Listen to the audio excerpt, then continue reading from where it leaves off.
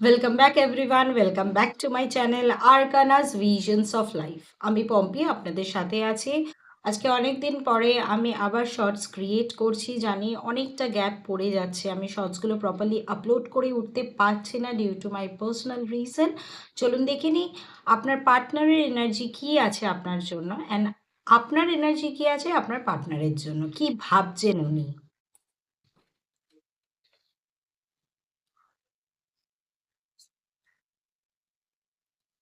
Wow, lovely card, ten of cups. সবাই আপনারা দেখতে পাচ্ছেন টেন অফ কাপ ফার্স্ট কার্ডই এসে গেছে।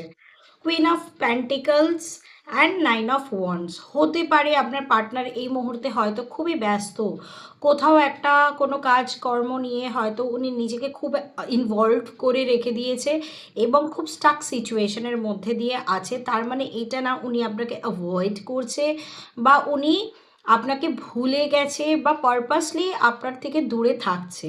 এটা টাইম, সিচুয়েশন অ্যান্ড সার্কামস্ট্যান্স যার জন্য আপনাদের মধ্যে দূরত্বটা এসছে, কিন্তু এটা অনেক লং টার্মের জন্য কিন্তু নয়, এটা ক্ষণিকের। আস্তে আস্তে গ্র্যাজুয়ালি ডে বাই ডে আপনার প্রতি তার ভালোবাসা কিন্তু বাড়ছে এবং আমি কিন্তু আপনাদের দুজনের মধ্যে কোনো ধরনের কোনো থার্ড পার্টি ইনফ্লুয়েন্স দেখছি না।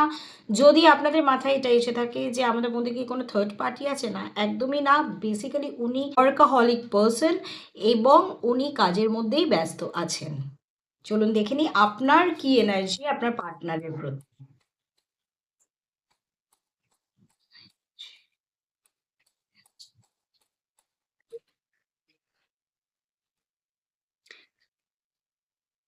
ওকে, পার্টনারের জন্য স্টকিং এনার্জি হতে পারে। অনেকদিন কথাবার্তা প্রপারলি হচ্ছে না, যার জন্য আপনি ইনসিকিওরড হচ্ছেন, স্টক করছেন, মাথার মধ্যে অনেক কিছু ঘুরছে, অনেকে অনেক কিছু বোঝাচ্ছে।